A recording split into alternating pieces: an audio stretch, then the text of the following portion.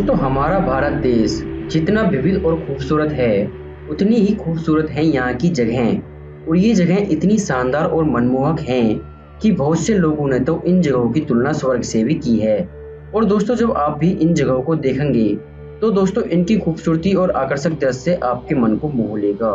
भारत के अलग अलग स्थानों पर आप मौसम के अनुसार प्रकृति का एक अलग रूप देख सकते हैं। यहाँ की इसी सुंदरता के कारण इसे ईश्वर का देश भी कहा जाता है। ये देश धार्मिक दृष्टि से तो पूरी दुनिया में प्रसिद्ध है, साथ ही पर्यटन की दृष्टि में भी पूरी दुनिया में सबसे खूबसूरत देशों में एक है। यहाँ की प्राकृतिक सुंदरता हर किसी के मन को मोह लेती है।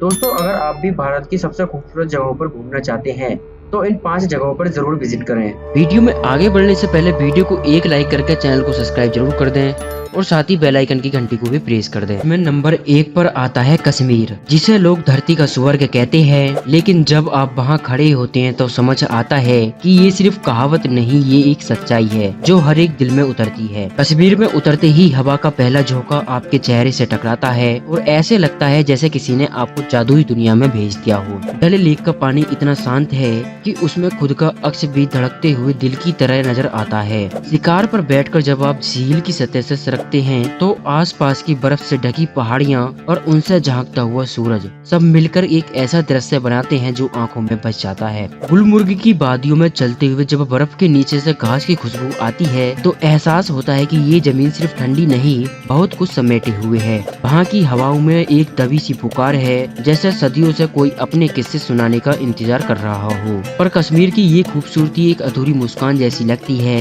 क्योंकि हर हंसी के पीछे वहाँ एक गहरा सन्नाटा भी है। गोलियों की गूंजें, सन्नाटे में लिपटी कहानियाँ और आंखों में छुपा दर्द, ये सब उस स्वर्ग की सच्चाई है। फिर भी हर साल वहाँ बसंत लौटता है, ट्यूलिप फिर से खिलते हैं, शिकार फिर से मुस्कुराता है और कश्मीर फिर से जिंदा हो जाता है। और जब आप कश्मीर की शांति को आत्मा में भर चुके होते हैं तभी एक पुकार आती है कहीं दूर से। नंबर 2 पर आता है लेह लद्दाख, जहाँ रास्ता आसान नहीं होता, सांसें भारी हो जाती हैं मगर दिल हल्का हो जाता है। जहाँ आप जितना ऊपर चढ़ते जाते हो उतना ही अंदर उतरते जाते हो। पेंगोंग झील, जिसे पहली बार देखते ही आप समझ जाते हैं कि ये कोई आम झील नहीं है, ये एक आईना है जिसमें आपकी बेचैनी, थकान और भागती हुई जिंदगी सब कुछ साफ साफ दिखता है। उस झील के किनारे एक साधु बैठा था, उसकी आंखें बंद थी लेकिन चेहरा बता रहा था कि वो देख रहा है, शायद अपने अंदर, शायद हमें। खरदुंगला पास दुनिया की सबसे ऊंची मोटर रेल रोड है। वहाँ खड़े होकर जब आप नीचे घाटियों को देखते हो तो लगता है जैसे आप खुद वक्त के ऊपर खड़े हो। और उस ऊंचाई पर एकदम खामोशी में जब हवा चलती है तो वो किसी लोरी जैसे लगती है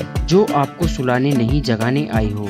लद्दाख की रातें ठंडी होती हैं मगर वहाँ के तारे गर्म और इतने पास, इतने चमकदार कि लगता है जैसे भगवान ने उन्हें सिर्फ आपको दिखाने के लिए टांगा हो। बौद्ध मठों से आती घाटियों की आवाज, रंग बिरंगे प्रार्थना झंडे और वहाँ के लोगों की मुस्कान, सब कुछ आपके अंदर एक ऐसी शांति भर देती है जो जिंदगी के शोर में खो गई थी। और फिर एक दिन जब मन भरने लगे उस ऊंचाई से तो मन करता है कुछ और देखने का। नंबर 3 पर आता है शिलांग, एक ऐसा शहर जिसे लोग पूर्व का स्कॉटलैंड कहते हैं, लेकिन यकीन मानिए ये अपने आप में एक अलग कविता है। बारिश यहाँ सिर्फ मौसम नहीं, एक भावना है। जहाँ आप चेरापूंजी की सड़कों पर चलते हैं तो हर बूंद कुछ कहती है, कभी वो बचपन की याद दिलाती है, कभी किसी पुराने प्यार का चेहरा दिखा देती है। एलिफेंट फॉल्स की गरजती हुई आवाज के पीछे एक सुकून छुपा होता है, जैसे किसी माँ की डांट में छुपा प्यार। शिलांग की गलियां, वहाँ की लकड़ी से बनी दुकानें और लोग, ऐसे लोग जो आंखों से मुस्कुराते हैं। और एक बार एक स्थानीय बुजुर्ग महिला ने मुझे बारिश में भीगते देखा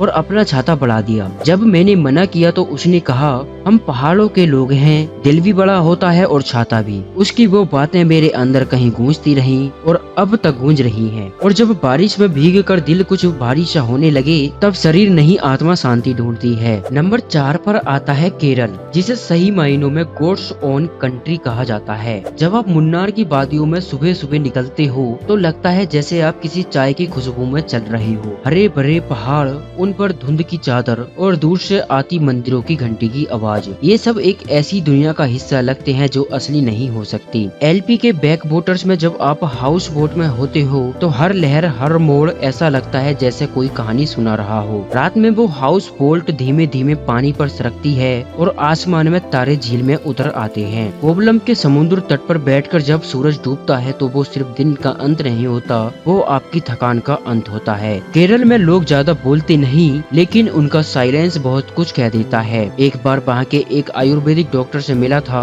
उसने कहा दवा सिर्फ शरीर की नहीं होती, जिंदगी की भी होती है और उसकी सबसे अच्छी जगह है प्रकृति। उसकी बात ने मुझे फिर से केरल से जोड़ दिया। नंबर 5 पर आता है अंडमान और निकोबार द्वीप। भारत का वो कोना जहाँ पहुँचने के लिए शरीर से नहीं दिल से निकलना पड़ता है। हैवलॉक आइलैंड जहाँ समुद्र पारदर्शी है और लहरें जैसे खुद कहानियाँ सुनाती हैं। मैंने वहाँ एक छोटी नाव पर सफर किया था और पानी इतना साफ था कि नीचे तैरती मछलियाँ भी दिख रही थी, नीली पीली लाल, जैसे समंदर ने खुद को रंगों में बदल लिया हो। वहाँ स्कूबा डाइविंग के दौरान जब मैंने पहली बार समंदर के अंदर की दुनिया देखी तो लगा जैसे दूसरी पृथ्वी में आ गया हूँ। मछलियाँ आंखों के सामने तैर रही थीं, कोरल्स ऐसे थे जैसे हजारों रंगों की किताबें बिछी हो। लेकिन अंडमान सिर्फ सुंदरता नहीं, इतिहास भी है। सेल्यूलोर जेल जहाँ आज भी हवा में कढ़ाएं सुनाई देती हैं, एक शांत हरा भरा द्वीप, लेकिन दीवारों पर दर्ज है वो चीखें जो कभी स्वतंत्रता की कीमत थी। वहाँ खड़े होकर लगा कि सुंदरता और बलिदान दोनों एक ही जगह बसते हैं।